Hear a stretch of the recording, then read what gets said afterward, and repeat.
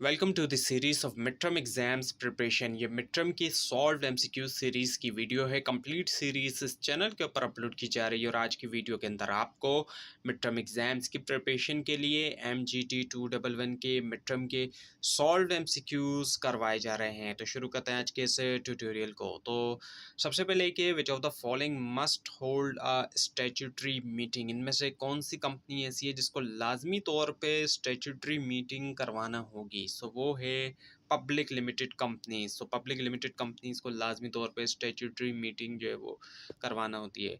उसके बाद ये विच ऑफ द फॉलोइंग, इनमें से कौन सा जो है वो इज नॉट इंक्लूडेड, वो शामिल नहीं है aid to trade. Aid to trade की अगर हम बात करते हैं तो उसमें वो है इंश्योरेंस। इंश्योरेंस जो है वो इनमें से नहीं है। उसके बाद ये द पोर्शन ऑफ कैपिटल, जो एक हिस्सा होता है कैपिटल का जिसको रखा जाता है at winding up of a company. Winding जब की जा रही होती है, कंपनी ख़त्म की जा रही होती है ताकि पेमेंट की जाए डेट्स की, वो जाना जाता है किसके तौर पे, वो है रिजर्व कैपिटल। और उसके बाद ये कि विच of the following business type, इनमें से कौन सी बिजनेस टाइप ऐसी होती है कैन अवेल सम कंसेशन, जिसको कुछ कंसेशन मिल सकता है गवर्नमेंट की तरफ से। सो वो सोल प्रोप्राइटरशिप है जो कि सिंगल ओनर का बिजनेस है। उसके बाद ये कि वाइल मेकिंग फाइनेंशियल प्रोजेक्शंस, जब फाइनेंशियल प्रोजेक्शन की जा रही होती है इन बिजनेस प्लान में which of these would not form part of the plan, में से कौन से जो है वो पार्ट ऑफ प्लान नहीं फॉर्म करेंगे, वो है ऑडिट। बाकी ऑप्शन है source of loan, net income और प्रॉफिट और एक्सपेक्टेड रेवेन्यू। उसके बाद विच ऑफ द फॉलोइंग, इनमें से कौन से जो है वो आर इंक्लूडेड है एक बिजनेस प्लान में, वो है all of the given option, जिसके अंदर फाइनेंशियल इंफॉर्मेशन प्रोडक्शन प्लान और पर्सनल पॉलिसीज है, goal of the business and how they will be achieved और मार्केट एनालिसिस भी आ जाता है। उसके बाद विच ऑफ द फॉलोइंग, इनमें से कौन सा जो है नॉट अ रीजन, वो रीजन नहीं है of a for a business failure, वो है none of the given option. बाकी है मैनेजेरियल एक्सपीरियंस और इनएक्सपीरियंस, इफेक्टिव कंट्रोल सिस्टम और इनएफिशिएंट कंट्रोल सिस्टम। उसके बाद ये कि the difference between a country's merchandise exports and its merchandise import is the, जो डिफरेंस होता है कंट्री की मर्चेंडाइज एक्सपोर्ट के अंदर और इंपोर्ट के अंदर, वो खिलाया जाता है क्या, वो बैलेंस ऑफ ट्रेड होता है। बैलेंस ऑफ ट्रेड के अंदर जो एक्सपोर्ट होती है उससे माइनस करते हैं इंपोर्ट को।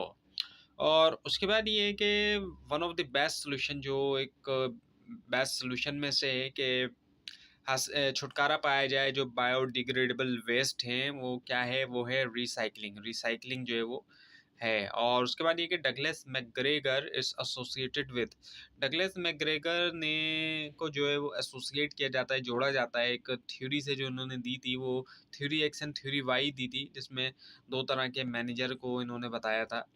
और उसके बाद विच स्टेप, इनमें से कौन सा स्टेप जो है मैस्लोस हायरार्की ऑफ नीड, जो कि अब्राहम मैस्लो की जो हायरार्की ऑफ नीड थ्योरी है, deals with achieving one's potential, जो पोटेंशियल अचीव करने के बारे में है, वो कौन सा स्टेप है मैस्लो हायरार्की में, वो सेल्फ एक्चुअलाइजेशन का है, सेल्फ एक्चुअलाइजेशन।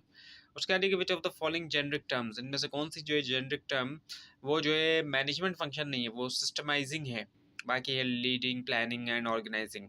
उसके बाद इनमें से कौन सी जो है वो ओल्डेस्ट फॉर्म है बिजनेस ऑर्गेनाइजेशन की, अगर हम देखते हैं वो सोल प्रोप्राइटरशिप है। सबसे ज़्यादा जो पुराना बिजनेस है वो सोल प्रोप्राइटरशिप है इस वर्ल्ड में। उसके बाद जो एग्जांपल है कंस्ट्रक्टिव इंडस्ट्रीज़ की, वो इनमें से कौन सी है, वो कैनाल्स की है। बाकी जो ऑप्शन है उसमें फिशरी, शुगर मिल्स और प्लांट नर्सरीज आ जाती हैं। उसके बाद नेम जो है बिजनेस का, वो इनमें से क्या होना चाहिए, all of the given option जितने भी हैं, simple, indicate the type of business and be familiar. उसके बाद विच ऑफ द फॉलोइंग, इनमें से कौन सा जो है वो एक डिसएडवांटेज है पार्टनरशिप का, वो है प्रॉफिट शेयरिंग। कई सारे फायदे हैं लेकिन हर बिजनेस में कुछ ना कुछ बेनिफिट्स हैं तो कुछ डिसएडवांटेजेस हैं। तो प्रॉफिट शेयरिंग जो है वो पार्टनरशिप का एक डिसएडवांटेज है कि प्रॉफिट को शेयर किया जाएगा पार्टनर्स के दरमियान। उसके बाद जो पावर है बोर्ड ऑफ डायरेक्टर की कि वो बोरो करे बैंक से, वो मेंशन होती है इनमें से किसके अंदर, आर्टिकल ऑफ एसोसिएशन के अंदर। और उसके बाद ये एक फ़र्म जो कि एक्वायर करती है दूसरी फ़र्म को पार्ट के तौर पे उसके ओवरऑल बिजनेस स्ट्रेटजी के, वो इंगेज हो रही है इनमें से किसके अंदर, वो है एक स्ट्रेटेजिक एक्विजिशन के अंदर। उसके बाद ये जो रिकॉर्ड है कंट्रीज़ की इंपोर्ट का और एक्सपोर्ट ऑफ गुड का और सर्विस का, वो खिलाया जाता है इनमें से क्या, वो बैलेंस ऑफ पेमेंट्स खिलाया जाता है। और उसके बाद इनमें से कौन सा जो है वो ट्रीटी है जिसको डिज़ाइन किया गया था रिमूव करने के लिए barrier, free flow of goods के लिए, सर्विसेज के लिए और कैपिटल के लिए नेशंस के दरमियान, वो है WTO, वर्ल्ड ट्रेड ऑर्गेनाइजेशन।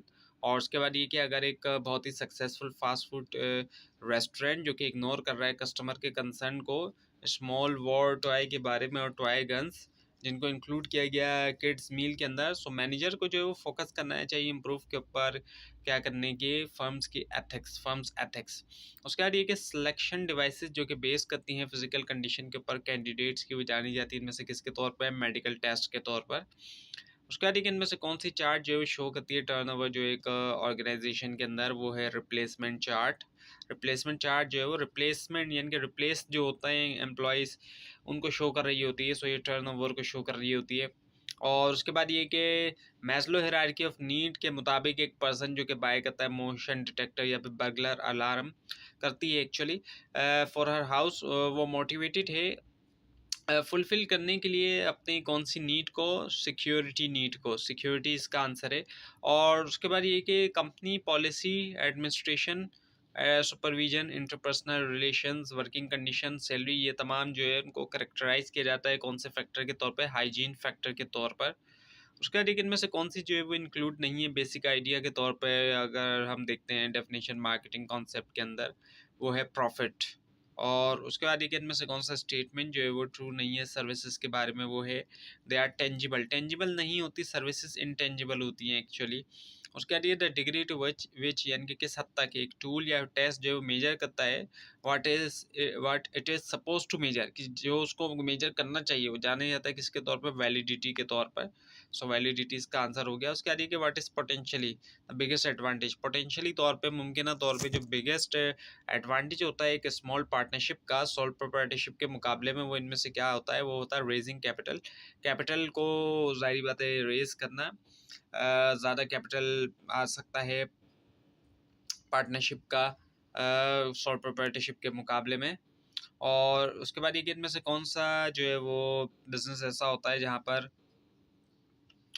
क्या होता है कि लिमिटेड लाइबिलिटी होती है। सो लिमिटेड लाइबिलिटी जो है वो कॉरपोरेशन के अंदर होती है। यहाँ पे आप देख रहे हैं कि सोल प्रोप्राइटरशिप हाईलाइट हुआ हुआ है, लेकिन असल में ये कॉरपोरेशन के अंदर लिमिटेड लाइबिलिटी होती है।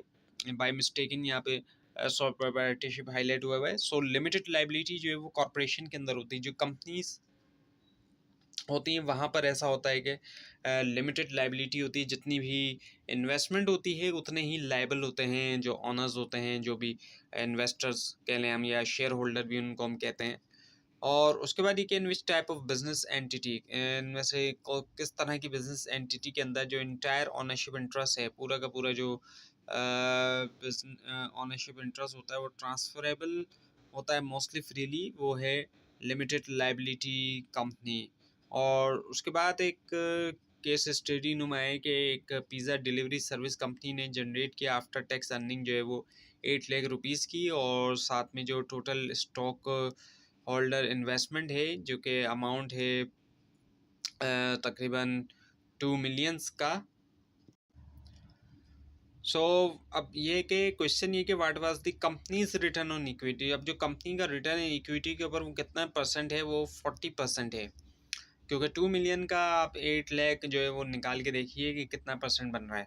उसके बाद ये कि जो कंपोनेंट है बिजनेस प्लान के उसमें तमाम शामिल हैं जितने भी दिए गए हैं, सिवाय एक एक्सेप्शन को छोड़ के, वो है एक्सटर्नल कंपोनेंट। बाकी मार्केटिंग है, एडमिनिस्ट्रेटिव है और फाइनेंशियल कंपोनेंट्स हैं। उसके बाद ये कि एक एग्रीमेंट जो होता है दो पार्टीज़ के दरमियान, जिसके अंदर एक पार्टी राइट दे देती है दूसरी पार्टी को, वो इनमें से क्या होता है, वो फ्रेंचाइजिंग कहलाया जाता है। और उसके बाद ये कि जो शेयर होल्डर हैं इलेक्ट करते हैं बोर्ड ऑफ डायरेक्टर को, इनमें से किसके अंदर, एनुअल जनरल मीटिंग के अंदर करते हैं वो। और उसके बाद ये कि जो पोर्शन होता है अनडिस्ट्रीब्यूटेड प्रॉफिट का, एक ऐसा प्रॉफिट जो कि अनडिस्ट्रीब्यूट होता है, ट्रांसफ़र किया जाता है इनमें से किसको, ऑल ऑफ द गिवन को, जिसके अंदर general reserve, retained earning, appropriation account भी आ जाते हैं। उसके बाद ये जो brief history, auditor report, shareholders equity, liabilities, share capital वगैरह ये जो मेंशन होते हैं इनमें से किस डॉक्यूमेंट में, प्रोस्पेक्टस के अंदर होते हैं ये। उसके बाद एक जॉइंट स्टॉक कंपनी जो है वो वाउंड अप होगी वॉलंटरीली इनमें से किन तरीकों में, एक्सपायरी ऑफ पीरियड के अंदर। और उसके बाद ये कि कैपिटल रिक्वायर्ड किया जाता है परचेज ऑफ लैंड के लिए, मशीन्स के लिए, वेजेस और रॉ मटेरियल के लिए। एक बिजनेसमैन जो है वो जनरेट कर सकता है कैपिटल इनमें से किससे, all of the given option से। और उसके बाद ये कॉर्पोरेटिव सोसाइटी जो है वो फॉर्म नहीं होती किसके लिए, प्रॉफिट अर्निंग ऑफ प्रॉफिट के लिए। उसके बाद ये कि इनमें से कौन सी जो है वो सोर्स ऑफ एक्वायरिंग है रिडीमेबल कैपिटल की, वो है पार्टिसिपेशन टर्म सर्टिफिकेट्स की। और उसके बाद देखिए जो प्रोसेस होता है of tracking the demand and satisfaction of customer, process होता है ट्रैक करने का डिमांड और जो सेटिस्फेक्शन होती है कस्टमर की, ताकि डेवलप किया जाए प्रोडक्ट जो कि वो बाय करेंगे। एक ऑनगोइंग बेसिस के ऊपर लाया जाता है कस्टमर रिलेशनशिप मैनेजमेंट। उसके बाद ये क्या डैश जो है वो टिपिकल सीक्वेंस होता है चेंजेस का इन डिमांड एक प्रोडक्ट के लिए, जो कि होती है ओवर टाइम, वो है द प्रोडक्ट लाइफ साइकिल। उसके बाद ये क्या बना, कंपनी जब एक कंपनी टारगेट करती है एक पर्टिकुलर ग्रुप ऑफ कस्टमर को because of their needs for its product, जो उनकी नीड होती है प्रोडक्ट की। So but it can be stated, उसको बताया जा सकता है कि कंपनी ने आइडेंटिफाई किया है क्या उसका मार्केट सेगमेंट। उसका ये कि डैश जो है वो कॉम्बिनेशन है एक प्रोडक्ट की क्वालिटीज़ का, फीचर्स का, उसके प्राइस का, और इसके अलावा the way it is promoted, वो तरीका है जिसके ज़रिए उसको प्रमोट किया जाता है, सोल्ड किया जाता है, और प्लेसेस जहाँ पर उसको सोल्ड किया जाता है वो है मार्केटिंग मिक्स। उसके बाद ये कि विच टाइप ऑफ प्रोडक्ट प्रमोशन में से कौन सा जो है टाइप प्रोडक्ट प्रमोशन की उसको आइडेंटिफाई किया जाता है as a being direct face to face communication sales people की तरफ से एग्जिस्टिंग और पोटेंशियल कस्टमर्स के साथ कि प्रमोट करें कंपनी के प्रोडक्ट, वो है पर्सनल सेलिंग। और उसके बाद ये कि जो स्पेसिफिक मेथड एक कंपनी यूज़ करती है सेल करने के लिए, डिलीवर करने के लिए उसके प्रोडक्ट जो है कस्टमर को जाना जाता है इनमें से किसके तौर पर, डिस्ट्रीब्यूशन मिक्स के तौर पर। उसके बाद ये कि ऑफ द फॉलोइंग, ये जितने भी डिस्ट्रीब्यूशन मेथड्स हैं इनमें से कौन सा एक जो है उसको बेस्ट आइडेंटिफाई किया जाता है, ऐसा कि वो होता है जब एक कंपनी डिलीवर करती है और सेल करती है प्रोडक्ट जो है स्ट्रेटली, यानी कि अपने कस्टमर्स को, जो भी उसके कस्टमर हैं उनको स्ट्रेट डायरेक्ट डिस्ट्रीब्यूशन, यानी कि इसमें ये होता है कि कोई मिडिल में कोई नहीं होता है, इनके होलसेलर और जो रिटेलर वगैरह हैं ऐसा नहीं होता। सो ये डायरेक्ट डिस्ट्रीब्यूशन है, डायरेक्टली कंपनी से निकल के कस्टमर को पहुंच रही है प्रोडक्ट। उसके बाद ये कि जो कॉम्बिनेशन है द कॉम्बिनेशन ऑफ चैनल्स, जो कॉम्बिनेशन होता है एक मतलब जो मुख्तलिफ चैनल्स का प्रोडक्ट को पहुंचाने के लिए एक कंपनी जो है वो सिलेक्ट करती है प्लेस, प्रमोशन, इसके अलावा सेल करना, डिलीवर करना उसकी प्रोडक्ट को कस्टमर तक, उसको इनमें से क्या मतलब कहेंगे, इनमें से वो है डिस्ट्रीब्यूशन मिक्स। उसका ये कि तमाम जितने भी ऑप्शन हैं ये चॉइसेस हैं रिप्रेजेंट करती हैं one of the four types of utility, सिवाय एक को छोड़ के वो है लॉयलिटी, बाकी टाइम फॉर्म ओनरशिप। उसका ये consumer rules, find a need and fill it, consumer rule करता है नीड को ढूंढें उसको फिल करें।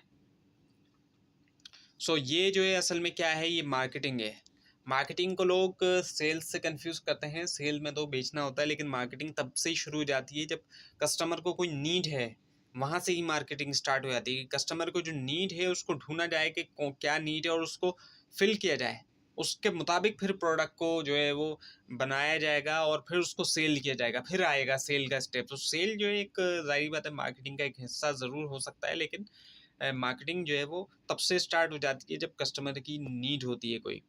और उसके बाद ये द मार्केटिंग कॉन्सेप्ट है, जो मार्केटिंग कॉन्सेप्ट है वो क्या है, लॉन्ग रन सक्सेस पेज है। लॉन्ग रन हम देखते हैं तो सेल्स से तो हो सकता है कि सक्सेस हो, लेकिन जाहिर बात है शॉर्ट टर्म सक्सेस हो सकती है, लेकिन मार्केटिंग से लॉन्ग टर्म सक्सेस होती है। उसके बाद ये कि डैश इन्वॉल्व, इनमें से किसके अंदर जो है वो शामिल है, long term value added relationship जो कि डेवलप हुए वक्त के साथ कस्टमर्स और सप्लायर्स के साथ, वो है रिलेशनशिप मार्केटिंग। रिलेशनशिप मार्केटिंग के अंदर ऐसा होता है।